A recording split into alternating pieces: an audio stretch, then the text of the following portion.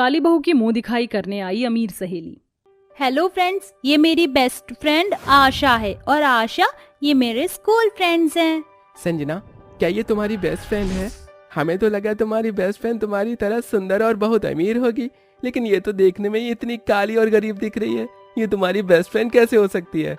अगर तुम्हें इस लड़की से दोस्ती रखनी है तो तुम्हें हमसे दोस्ती तोड़नी होगी।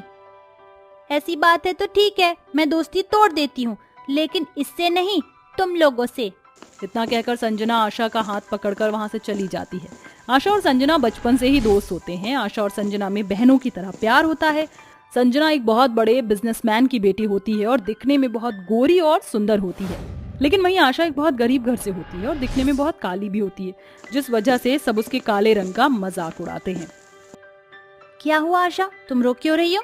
इन सब की बातों को इग्नोर करो। मैं तुम्हारी आंखों में आंसू नहीं देख सकती हूँ। अगर मैं काली हूँ तो इसमें मेरी क्या गलती है?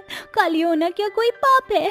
तुम्हारे अलावा और कोई मेरा दोस्त नहीं है। मेरी वजह से तुम्हें अपने सारे दोस्तों से अलग होना पड़ा, हमेशा के लिए। तुम मुझसे दोस्ती तोड़ दो, वरना हर कोई तुमसे दूर चला जाएगा।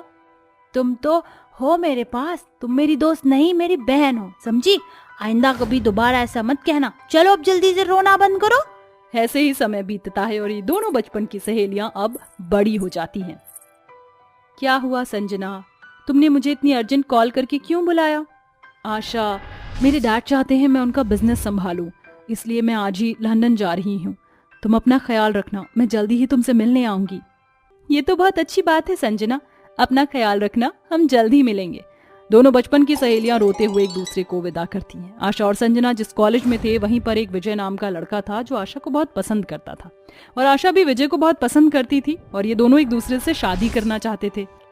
आशा, मैं तुमसे बहुत प्यार करता हूँ और तुमसे शादी करना चाहता हूँ। क्या तुम मुझसे शादी करोगी?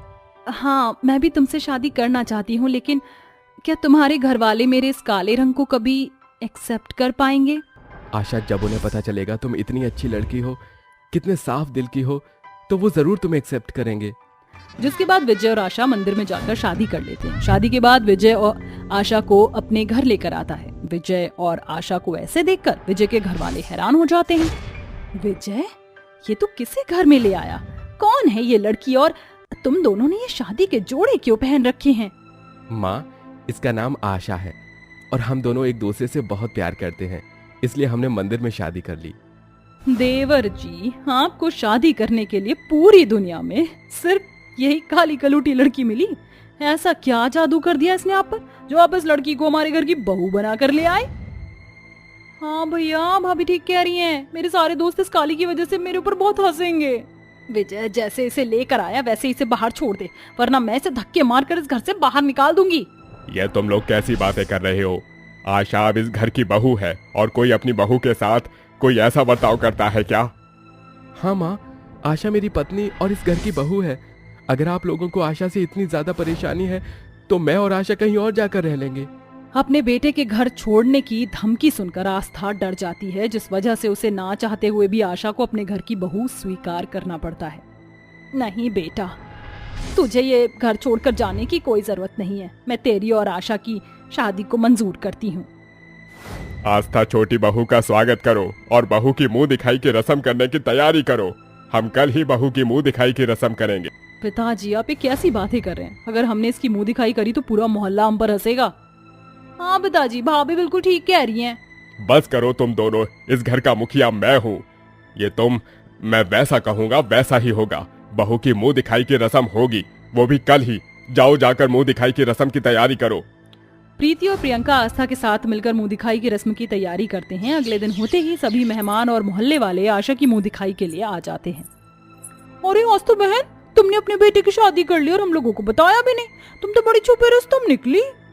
हमें शादी थोड़ी जल्दबाजी में करनी पड़ी, इसीलिए किसी को बताने का मौका नहीं मिला। तो चलो कोई बात नहीं, अब मुंह दिखाई की रस्म शुरू करते हैं। मुंह दिखाई की रस्म सबसे पहले आप लोगों से ही शुरू होगी। प्रियंका बहू आओ और अपनी देवरानी की मुंह दिखाई करो। मुझे इसकी मुंह दिखाई करने में ना कोई दिलचस्पी नहीं है। हाँ, आप लोग ही इसकी मुंह दिखाई करिए।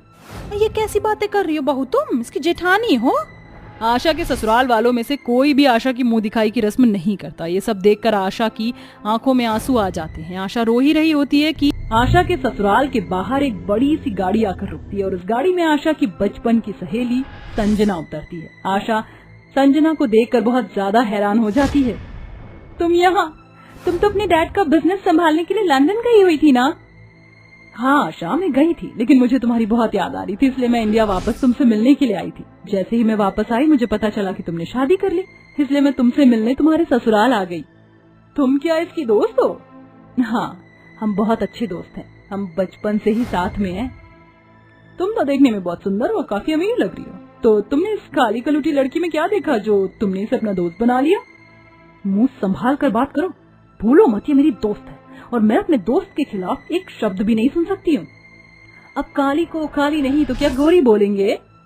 बस बहुत हो गया। और तुम लोग क्या अपने आप को बहुत सुंदर समझते हो? ये तुम लोगों ने अपने मुंह पर जो मेकअप लगाया है ना, इतना सारा, वो बिल्कुल साफ साफ दिखाई दे रहा है।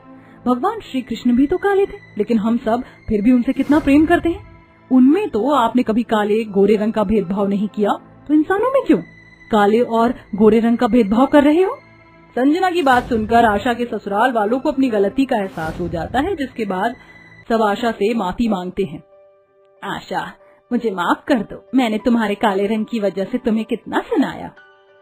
आशा, मुझे भी माफ कर दो, मुझे मेरी गलती का एहसास हो चुका है। मैं कभी भी काले और गोरे रंग में भेदभाव नहीं करूंगी।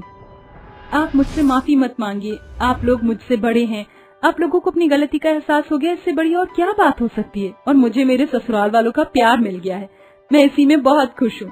मैं तुम्हारा ये एहसान कभी नहीं भूल सकती हूँ संजना।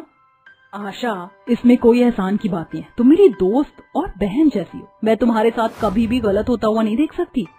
इतना बोलकर दोनों सहेलियां आपस में गले मिलती हैं और मुंह दिखाई की रस्म फिर से शुरू हो जाती है, जिसके बाद सबसे पहले संजना ही आशा की मुंह दिखाई करती है। अब आशा खुशी खुशी अपने ससुराल में रहती है और उसके ससुराल वाले अब उसके काले रंग की वजह से कभी भी उसे परेशान नहीं करते हैं।